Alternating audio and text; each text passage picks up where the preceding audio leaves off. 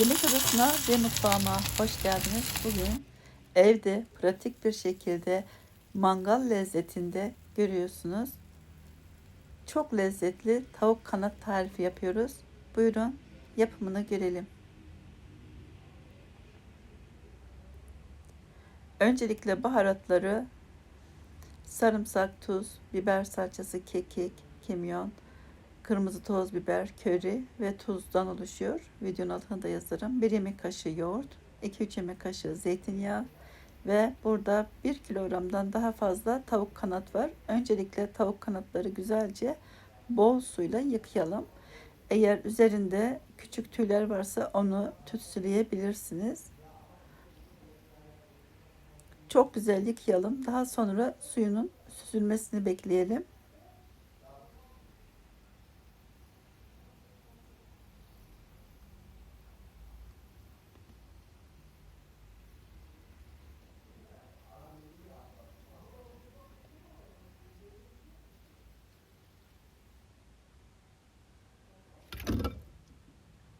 Suları süzüldü.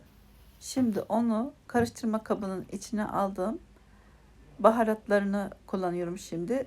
Baharatların üzerine 1 yemek kaşığı yoğurt, şöyle 1-2 yemek kaşığı kadar zeytinyağı ekleyerek güzelce karıştırıyorum. Her birinden 1 tatlı kaşığı kullandım baharatların. Kekik, köri, kırmızı toz biber.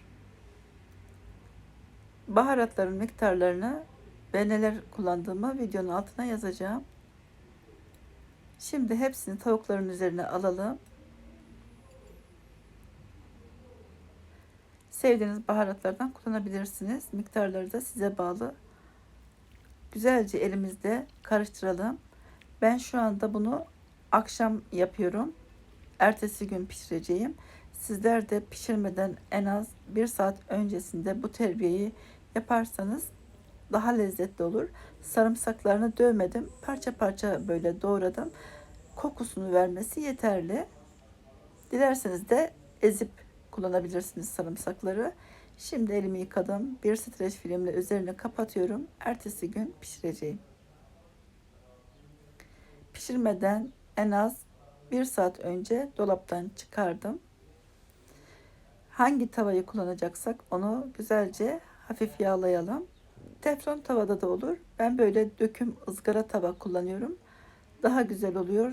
Daha iyi pişiyor ve mangal tadında oluyor. Her tarafını eşit pişirdiği için de çok iyi pişiyor. Güzelce yağladım ve çok iyi ısınmasını bekliyorum. İyice ısındıktan sonra kanatları düzgün bir şekilde yerleştirebiliriz.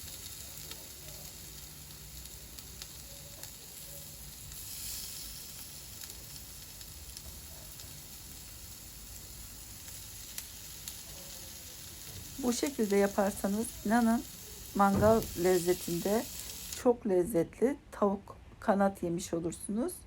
Hem de yapımı çok pratik. Şimdi iyice pişmesini bekliyorum. Piştiğini nasıl anlıyoruz? Maşayla kaldırdığımız zaman eğer hemen kolay ayrılıyorsa tavadan o zaman pişmiş demektir. Eğer yapışmışsa zorlamayalım. Biraz daha bekleyelim. Rahat ayrıldığı zaman çevirebiliriz.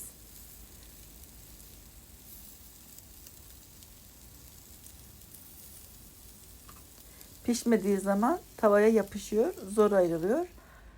Ama kolay ayrıldığı zaman çevirebilirsiniz. O zaman güzel pişmiş demektir. Diğer tarafını da iyice pişene kadar yaklaşık 5 dakika pişirelim. Çok da fazla kurutmadan, içi sulu sulu olsun, dışı böyle çıtır çıtır olsun. Bakınız gayet güzel. Diğer tarafı da pişiyor.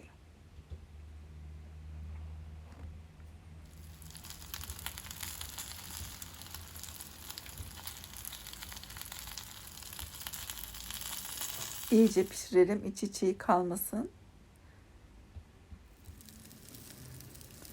Şimdi hafif tabağımı ısıttım. Isıtmış olduğum tabağın içine kanatları alıyorum. Umarım tarifimi sizler de dener ve beğenirsiniz. Eğer beğendiyseniz de lütfen beğen tuşuna basıp abone değilseniz de abone olup bildirim zilini açarsanız memnun olurum.